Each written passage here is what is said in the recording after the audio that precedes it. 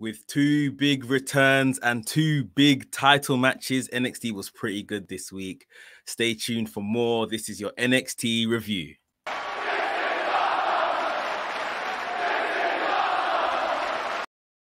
What's up, Maniacs? My name is Mex. I'm a wrestling fan, a wrestling enthusiast, a WrestleManiac, if you will. And today, we are talking about NXT.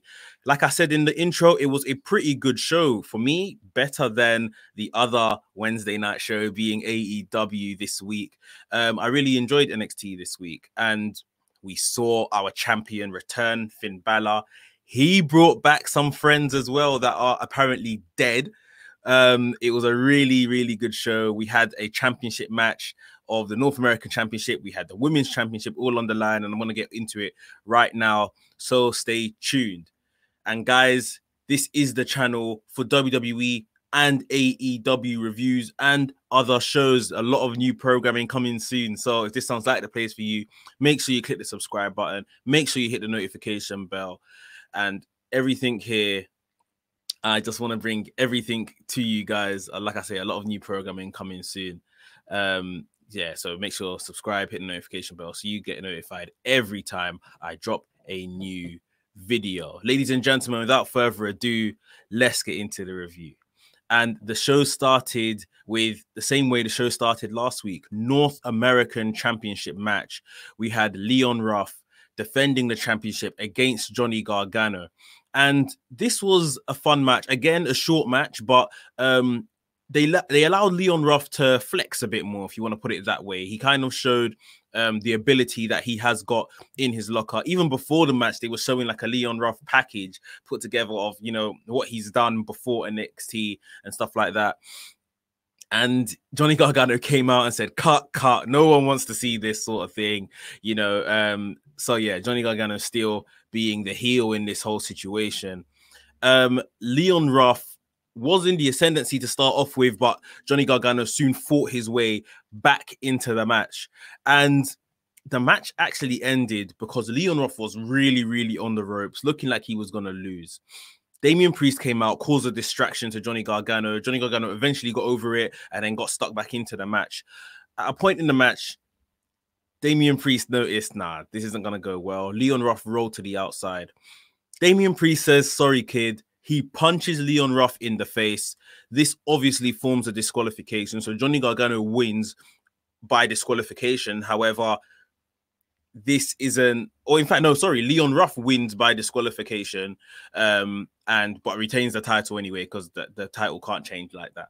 So yeah, it obviously sends Johnny Gargano completely mad.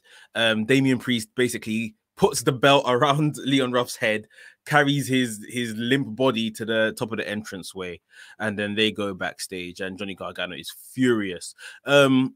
What was important for me was the story around this, and I really enjoyed this next segment where William Regal and Damian Priest were backstage, and Damian Priest was basically saying to William Regal, look, I'm sorry, I know it was maybe I was having a bit too much fun, I shouldn't have got involved in the match, etc., etc. It was just all a bit of a joke. Leon Ruff comes around, and Leon Ruff is like, what? So I'm a joke sort of thing. You know, you're using me for your entertainment. You know, if I can't defend this belt on myself, I don't deserve to have it. Really giving a rah-rah speech. First time we've seen Leon Ruff talk on camera as well, you know, since March or so, whenever he's been kind of in and out the WWE. So, you know, showing his ability there as well. And then the exclamation on this whole segment was, he was kind of understanding where Damian Priest came from, why Damian Priest did it. And then he slaps Damian Priest, basically saying that, you know, anyone can get it, that I am the champion, that, you know, come at me sort of thing. So William Regal said to Damian Priest, you deserve that.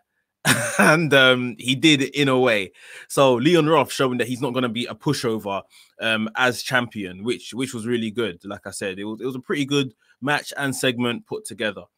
Next up, we had a Cameron Grimes match. Cameron Grimes versus Dexter Lumis, and this was a blindfold match.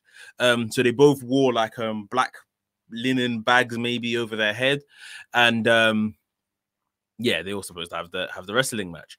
So this wasn't great in my opinion. It wasn't really interesting. Cameron Grimes, I feel, in this match was too much on the cartoony side of his gimmick. I know his character is a bit very exuberant and stuff like that, but the gimmick was a bit too much on the cartoony side of this week.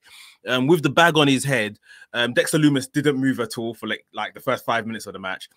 Obviously, Cameron Grimes was throwing him aside around the ring, trying to find Dexter Lumis, couldn't find him. Cameron Grimes eventually felt a body, knocked out the body, beat up the body on the ground, only to take off his blindfold and find out it was the referee that he had actually beaten up like this. Cameron Grimes thought, well, since the referee's out, I can take the bag off my head and attack Lumis. And Lumis's bag then came off his head, and Lumis really dominated Cameron Grimes. But essentially, Cameron Grimes ran away. The match ended in a no contest. The referee was knocked out. Just a bit of a nothing segment. Cameron Grimes is really good. I want to see him shine. I want to see more from NXT, but the line between being his character and being very cartoony is a bit too much. With this character, I already think he can't be like a top champion, NXT champion, or a world champion. He would have to dial it back. Very much still can be like a North American champion, a mid-card champion. Dexter Lumis, on the other hand, I feel like I think I said it on the show, Halloween Havoc, that was his pinnacle. That is what he should be kept for. And I just can't see where he's going now. Like, I like Dexter Lumis. A lot of people don't like him at all. But I just can't really see where his character goes in terms of like an upper echelon from here. But yeah, that was how that match went down. Next up, we had a women's tag match: Candice LeRae versus Candice LeRae and Indy Hartwell versus Casey Catanzaro and Caden Carter. Now, I don't know if my broadcast I was watching this on was a bit different to anyone else's, but they mentioned War Games as Candice LeRae was coming out. So I guess they've announced that War Games is the next pay-per-view. I didn't see anything particularly on that because it said that Candice LeRae is looking for team members for War Games. So yeah, we had this tag match and it wasn't great. Didn't really do much. I think for Catanzaro and Carter, they looked good in spells with a lot of tag team offense, but it was always going to be Candice LeRae to kind of pick it up and win the match. And I don't even remember Indy Hartwell doing much within this match. So yeah, Candice LeRae and Indy Hartwell got the win. In the end, Catanzaro, I think it was actually Carter was pinned via the Wicked Stepsister finishing move by Candice LeRae. Next up, we had Kushida versus Arturo Ruas. So we've seen Arturo Ruas in recent times on Raw Underground. They gave him a little package before the match, but then so I thought, yeah, okay, he's gonna maybe get a little run here on NXT. But as soon as I saw Kushida come out, I thought, yeah, that's not the case. Kushida's been in blindingly good form in recent times in NXT. So yeah, it was always going to be good. It was a decent you know, technical wrestling match, a solid outing for Ruas since coming back to NXT.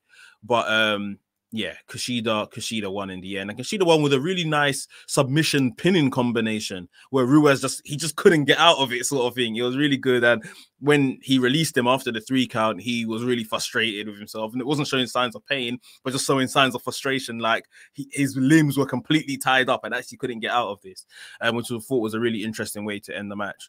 So Kushida continues his run that he's having in NXT. I wonder if he's going to be put into like a title picture of some sort anytime soon. That would be interesting to see. Next up, we had another women's tag match, and I think this was a real telltale sign of where we're going, especially in terms of the War Games pay-per-view, the War Games takeover. But before we get into that, guys, if you're enjoying today's NXT review, please make sure you hit the thumbs up button, smash the thumbs up button. In fact, it does loads for the channel, and I thoroughly appreciate it when you guys give those thumbs up. So please smash the thumbs up button if you're enjoying the review. Back onto the show, like I said, we had a women's tag match: Toni Storm and Ember Moon versus Dakota Kai and Raquel Gonzalez. And before the match began, Toni Storm and Ember Moon made it very clear to each other that, look, we don't like these two we're facing, but when it comes to the NXT Women's Championship, it's every woman for themselves. So we'll do what we have to do tonight to be on the same page. But after that, every woman for themselves, and it was loud and clear by both parties. This was a very, very good match, man. This was this was a good match, and I slightly want the Dakota Kai to be women's champion. I think I said this maybe a month or 2 months ago. She had a title match with Io Shirai. I did think it was a bit early, especially into Io's reign, where Io at that point hadn't done much in her reign. Io's fantastic as champion. Don't get me wrong. Not much stories are being told with Io Shirai, but her performances are just everything. But I really want Dakota Kai on top, you know. I really want Dakota Kai to be women's champion. And yeah, this match was really good. Obviously, we saw Raquel Gonzalez as well. Very, very good. You guys know how much I rate Raquel Gonzalez, especially in recent weeks. She took on Rhea Ripley not too long ago. And yeah, Toni Storm, Ember Moon, these are very credible names, you know, in this whole women's picture. And I was very happy that they said during the broadcast, the commentators, the NXT women's division is the best women's division in the world. Impact's comes close. I agree. I mean, I don't think people give the main roster, WWE main roster, female talent enough credit. They often get left off in the conversation, and I don't really know why. I think they're very, very good as well. Women's wrestling is amazing right now, to be honest.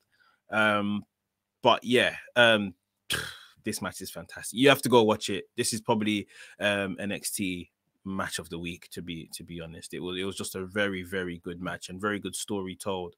In the end, Toni Storm and Ember Moon got the win over Dakota Kai and Raquel Gonzalez, but afterwards Candice LeRae came out with Indy Hartwell and attacked Ember Moon and Toni Storm. So this is what I was saying. This looks like this could very much form Candice LeRae's team. Candice LeRae, Indy Hartwell, Dakota Kai, and Raquel Gonzalez. That might quite possibly be their War Games team going up against Ember Moon, Toni Storm, and then who are the other two? I've forgotten. My head's gone blank. Ember Moon, Toni Storm, and then maybe he wouldn't. I was gonna say Casey Catanzaro and Caden Carter, but maybe not. Who knows? I mean, I don't, like I said, I caught the back end of the War Games announcement. So maybe, I don't know how far or how near that pay-per-view is. Maybe someone else will get involved. If anyone else, if you guys think you know who could be in the Women's War Games match, put it down below in the comments. Because yeah, I'm not sure who could be on the face team now. Ember Moon and Toni Storm for sure. Does Rhea Ripley get involved maybe? Be interesting to see. It will be interesting to see. Like I said, I still think we are some time away from it, but it will be interesting to see that. Next up, we had Timothy Thatcher versus August Gray. August Gray, one of the new signees. He was very much involved in the Thatcher's Thatch Can classes. He broke free of the classes after not liking how he was treated by Timothy Thatcher. And him and Timothy Thatcher had a match here. This match was okay. It was really good. I say it was okay. It was really good. It was decent. It was a decent match. Timothy Thatcher is just a really good performer right now, and we got to see what August Gray could do. He's mainly been on 205 Live in recent weeks. Timothy Thatcher won in the end with like a headlock, like a guillotine kind of move. Where August Gray tapped out pretty fast. And following their match, Ciampa came out. And Timothy Thatcher was a bit bewildered as to, you know, why are you coming out? Ciampa was not saying anything, pretty much just staring down Timothy Thatcher. Timothy Thatcher said, I haven't got any problems with you. Leave me alone. He got out the ring. Ciampa went backstage and had an interview with Mackenzie where he said, you know, it's pretty obvious. I want a fight. It's like this whole Aleister Black stuff again, saying that he wants a fight. And yeah, maybe his target is probably Timothy Thatcher. So yeah, that's what's probably going to happen sooner rather than later. We'll see. Next up, we saw William Regal going to the home of Boa knocking on the door, saying that, Boa, I haven't seen you in the Performance Center for the past week. I haven't seen Xia Li in the Performance Center for the past week. What's going on? Where is Xia Li? Boa, I think I couldn't really make out what he was saying, but I think he was like, she's coming, and all of this kind of stuff. Like he was fearful, he was quite scared. His eyes were quite dark and sunken as well, and blacks around the bottom of his eyes. So I don't know where they're going with this storyline involving Boa and Xia Li. I hope it pays off. I hope it is something big or so that they're gonna reveal. Because it is kind of intriguing what's going on. I can't remember anything I can compare this to in NXT before. So yeah, this looks like it could be pretty interesting. You know, I've done it again. Last week I called something the match of the night, and then I later replaced it. That was on the AEW review, and I've done it again. This was the match of the night. Io Shirai defending her championship against Rhea Ripley. Brilliant. And it's one of the matches that you could have read who's involved on paper and just known this match was going to be very, very good. And it was. We accidentally saw blood. I think something caught onto Rhea Ripley's ear, her earlobe, where she wears her big earring. I think that got pulled. Her complete ear, her side of the face was bleeding. We saw all kinds of technical moves. We saw submission moves. There was a cloverleaf spot where Rhea Ripley had Io Shirai in a cloverleaf, completely lifted her off the ground, swung her around, slammed her down, still had her in the cloverleaf. Very impressive by Rhea Ripley.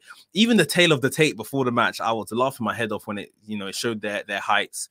Rhea Ripley is almost like a whole foot height taller than Io Shirai. Io Shirai comes in at 5'1", billed as 5'1". Rhea Ripley billed as 5'10". Crazy. The spot of the match has to be the sunset flip by Io Shirai outside the ring to Rhea Ripley that was on the apron, turned into a powerbomb and powerbombed her through the commentator's table. Madness. Even Io Shirai carrying someone the size of Rhea Ripley. Absolute madness. And it's very, for me, I'm always confused, right? But this disqualification rule. Why doesn't someone get qualified when they disqualified, sorry, when they go through the commentator's table? I don't know why, especially when you intentionally put them through. I don't know. But yeah. Io Shirai gets back in the ring. Rhea Ripley is on the count. The referee's counting to 10, jumps back in at 9. As soon as she gets back in at 9, Io Shirai goes up to the top rope, moonsault onto like the back of Rhea Ripley, like the back of her legs, in fact. It was a bit of an awkward one. But Rhea Ripley turns over, Io Shirai pins her and gets the win. Terrific match, like I said.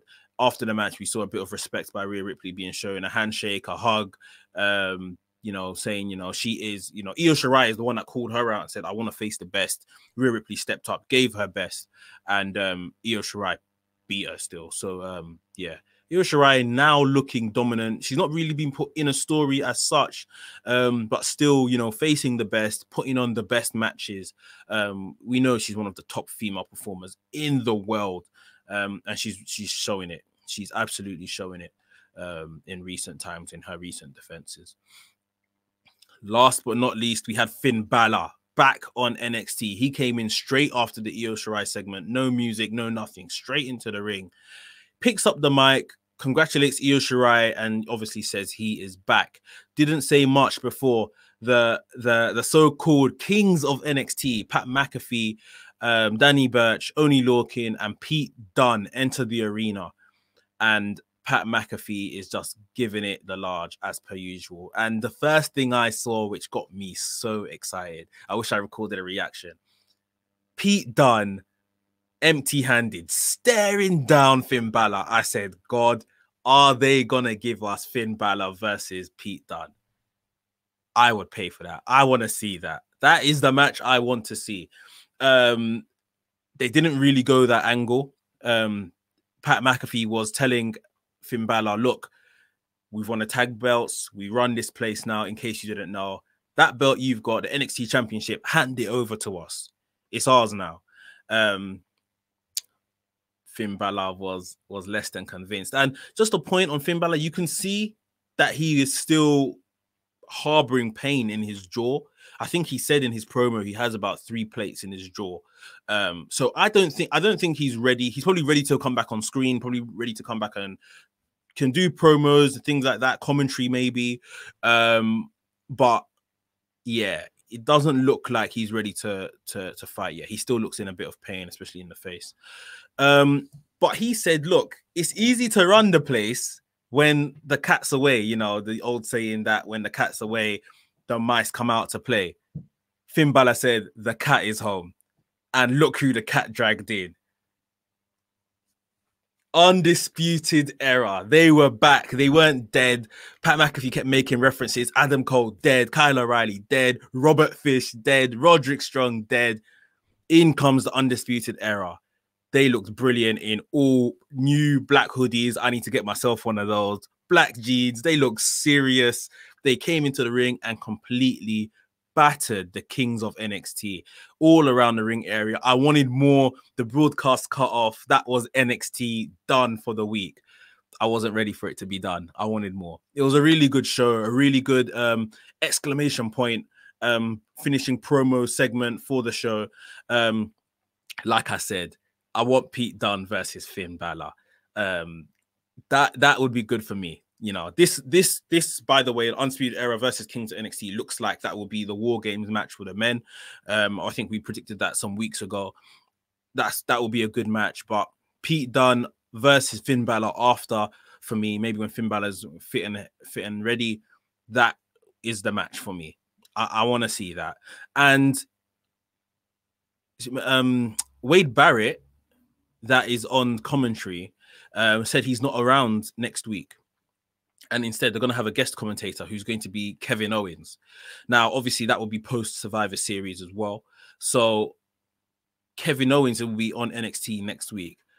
I'm thinking, is this going to be somewhat of a permanent-ish move for Kevin Owens to come to NXT? In fact, I'm hoping for it to be. I want Kevin Owens on NXT. It seems like it'll be a better place for him. He's a Triple H guy. We know that. Kevin Owens, Pete Dunne, all vying for Finn Balor's NXT Championship. I don't mind it. Give it to me. I don't mind it at all. I would love to see that. We haven't seen Pete Dunne and Finn Balor in the WWE. That is the match that they need to do. You know, that is Britain. That is it. So give us that match. If Finn Balor is still injured, still not ready to really go at it, needs some more time to heal, put the strap on Pete Dunne. That only makes that faction, you know, stronger. Leaving Pat McAfee as their mouthpiece. I'm here for it. Would you guys want to see Pete Dunne versus Finn Balor? Put it down below in the comments, because I know I definitely want to see that. But like I said, guys, that is the NXT review, done and dusted. A really good show this week. You should go and watch it if you haven't. And if you enjoyed this review, please make sure you smash the thumbs up button. Give us a like. It's thoroughly appreciated and it helps our channel. And if you are new to the channel, welcome. Subscribe to the channel. Hit the notification bell so you get notified every time I drop a new video. WrestleManiac UK signing out, and I'll see you soon.